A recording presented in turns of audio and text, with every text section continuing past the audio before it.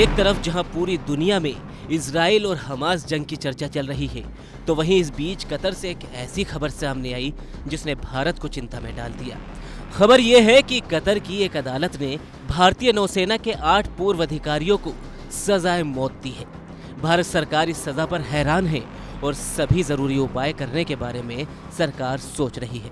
अब ऐसे में कुछ सवाल है कि आखिर ये पूरा मामला क्या है, इन अधिकारियों पर आरोप क्या लगे थे, इनकी गिरफ्तारी कब हुई और इन्हें कहां से पकड़ा गया, और आखिर में ये भी जानेंगे कि भारत सरकार के पास अब आखिर उपाय क्या है। दरअसल ये सभी 8 भारतीय नागरिक अल दहरा कंपनी के कर्मचारी हैं, जिन्हें पिछले साल जासूसी के कथित मामले में हिरासत में लिया गया था। हालांकि कतर प्रशासन की तरफ से इन लोगों के खिलाफ आरोपों को सार्वजनिक नहीं किया गया, लेकिन माना जा रहा है कि गिरफ्तारियां सुरक्षा संबंधी मामलों से की गई थी। दूसरी बड़ी बात यह है कि सूत्रों के मुताबिक ये जासूसी भारत के लिए नहीं बल्कि इजराइल के लिए की जा रही थी, जबकि इस बात की अभी तक कोई पुष्टि नहीं की गई है। मगर सवाल ये है कि पिछले लगभग 14 महीने से इस मामले पर कोई तेजी नहीं देखी गई थी, मगर अचानक इस मामले पर बहुत तेजी से कार्रवाई देखी गई, जिसके बाद इस कार्रवाई को इजराइल का समर्थन करने के बदले के रूप में देखा जा रहा है।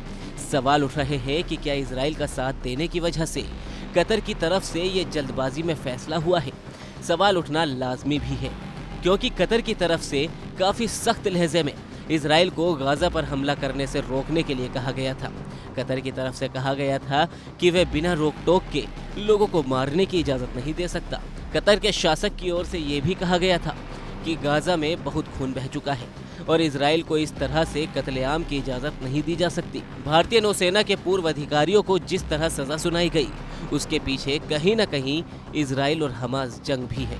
और इस मामले पर भारतीय विदेश मंत्रालय ने कहा कि हमें शुरू में जानकारी मिली कि कतर की अदालत ने अल दहरा कंपनी के 8 भारतीय कर्मचारियों को मौत की सजा सुनाई है। मंत्रालय ने आगे कहा कि हम मौत की सजा सुनाए जाने के फैसले से बेहद स्तब्ध हैं और फैसले के विस्तृत ब्यौरे की प्रतीक्षा कर रहे हैं। हम परिवार के सदस्यों और कानूनी दल के संपर्क में हैं। हम सभी कानूनी विकल्पों पर विचार कर रहे हैं। तो चलिए अब ये भी जान लेते हैं कि सरकार के पास आखिर अब विकल्प क्या है। दरअसल फिलहाल सरकार के पास इस सजा के खिलाफ 2 ही विकल्प मौजूद है। पहला विकल्प है भारत सरकार की राजनीतिक और कूटनीतिक कोशिश, और दूसरा विकल्प है अंतर्राष्ट्रीय अदालत में मामले को उठाना। अगर भारत सरकार अपने कूटनीतिक तरीके से कतर सरकार पर दबाव बनाने में कामयाब रही, तो कतर के अमीर तमीम बिन अहमद अल थानी के पास ऐसे अधिकार है जो इन 8 अधिकारियों को राहत दे सकते हैं। कतर के कानून के मुताबिक अमीर तमीम बिन अहमद अल थानी इन भारतीय पूर्व नौसैनिकों को माफ कर सकते हैं। कतर में 2 मौकों पर यहाँ के अमीर कैदियों को माफी देते हैं। पहला तो रमजान के मौके पर और दूसरा कतर के राष्ट्रीय दिवस पर।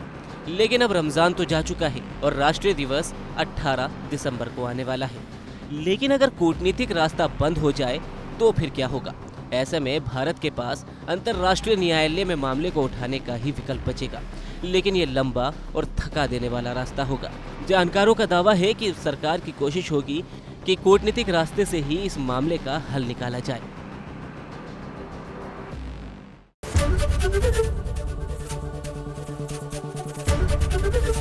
एबीपी गंगा, खबर आपकी, जुबान आपकी।